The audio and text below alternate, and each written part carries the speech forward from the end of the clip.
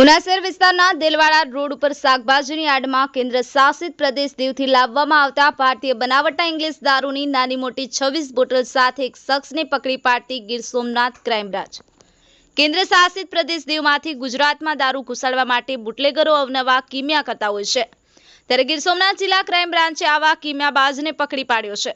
શાકભાજીના પ્લાસ્ટિકના કેરેટમાં નીચે છુપાવેલા ઇંગ્લિશ દારૂની નાની મોટી 26 બોટલ સાથે બોલેરો પિકઅપ ગાડી પકડી પાડી બકાલી અરવિંદ ચૌહાણ નામના શખ્સ સાથે કુલ ₹3,04,457 મુદ્દામાલ પકડી પાડી કાયદેસરની કાર્યવાહી હાથ ધરી।